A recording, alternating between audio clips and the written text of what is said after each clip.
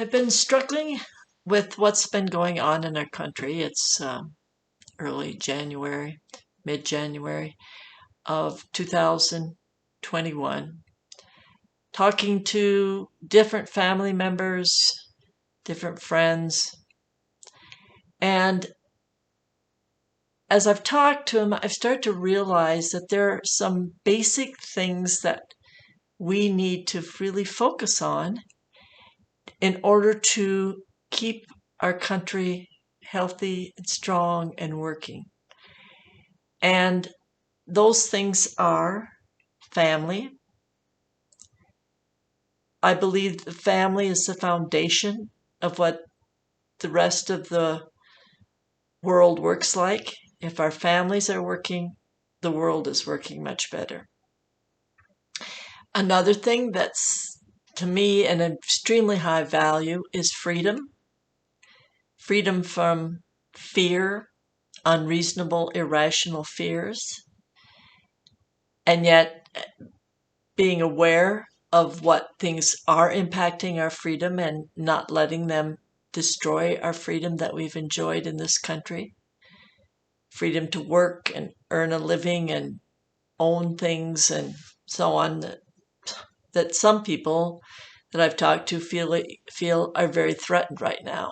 I'm not sure whether I agree with that or not, but I do have concerns.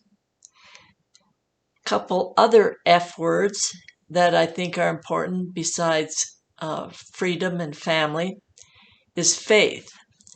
And I'm not necessarily talking about religious faith, necessarily faith in a higher power, although that certainly can be true for many of us. But it's faith in our values that we've lived and based our lives on, our ideals of what we think we strive for, maybe never totally reaching, but what we work to create for our families and to assure our freedom. We have faith and trust in certain things, and we need to make sure we can still have faith in those things. And then the last two, it's funny, this all came to me in F words, but the last two F words are fathers. I think we've neglected too much the importance of having fathers involved in family life and their roles of being there to protect and take care of their family along with mothers. So I'm a strong believer, having lost my father when I was only 16 years old, but he was an amazing person, like so many fathers are, and I just think we need to keep in mind that how important that male and female bond is and how important fathers are to making our families work well. And the last F word I'm going to bring up is fun. We've got to take some time out to get into our everyday life and make sure we still can laugh and have some fun because things have gotten pretty serious. So make sure you take a break from it. And one of the reasons I'm doing this little video right now is that I needed a break from it.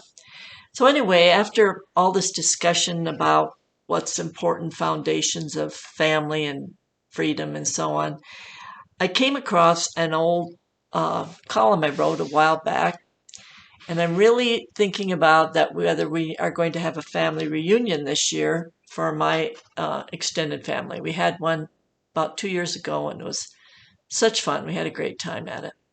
And this article is in my book, Family Fuzz. So it was written a while ago, but I just want people to think about how important it is to keep those relationships going with family members. So here's my little article. I come from a big, noisy family. Last week, my brother, who had been away for 4 years, was home. My mom organized a reunion with my 5 siblings and our families. We are, in many ways, still the opinionated, overly sensitive group of my childhood. My brother is still telling jokes. They might even be the same jokes. We still argue over politics and anything else that comes up in conversation. At least that is the least bit controversial. I was organizing all the children for a game of charades when my brother joked, "I can see things haven't changed. April is still organizing everyone." But while the same characters are there, they are playing different roles. My mom, who has since passed away since I wrote this article, is no longer mom, but she's grandma. My siblings and our spouses are now the aunts and uncles instead of the kids. Now, actually, we've moved on. Now we're the grandmas, my siblings and I, and grandpas.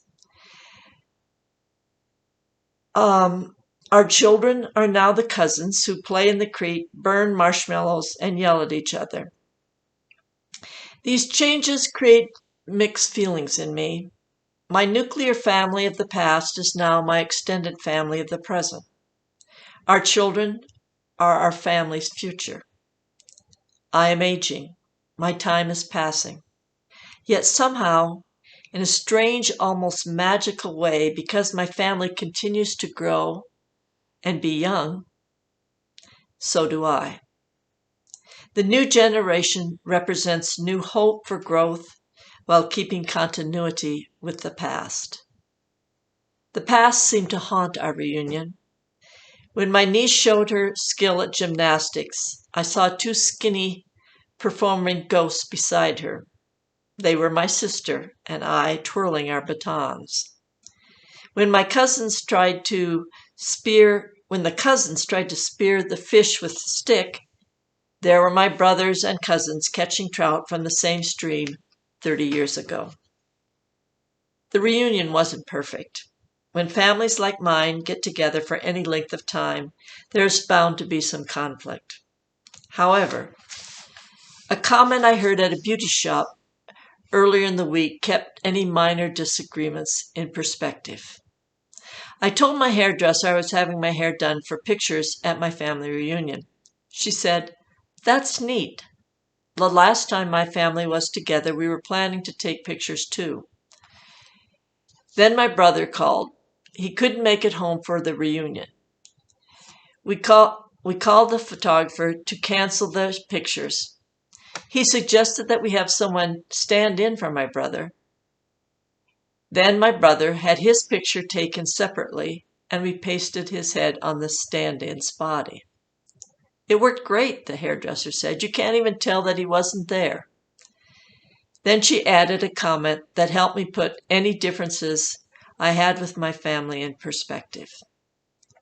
She said, "I'm really glad we did that too, because 4 months later, my mother died." I guess the rumor about receiving great advice at the beauty shop is true. We never know what life is going to bring. I decided I was going to enjoy the time I had together with my family, and I did. When I counsel, I often have children write down their family tree, including making up future family members. Seeing on paper the people who came before them and those who may come after gives them a sense of connectedness, to know that they are not alone. It helps children think about how their actions will become part of the family heritage. If they feel proud of and connected to their family, they will want their actions to be a positive contribution. Even if the family is full of dysfunction, they usually can find someone in the family they can relate to in a positive way. All families have dysfunction, pain, old hurts, and angers. But all families also have successes, joy, connections, and most important, love. That's what I'm suggesting we really need to focus on now. Don't let those political differences with family members go. Concentrate on the love and values that you share. We've got to keep our families, our freedoms, our fathers, and fun very important parts of our lives. That's all for today from mean old granny, for goodness sakes.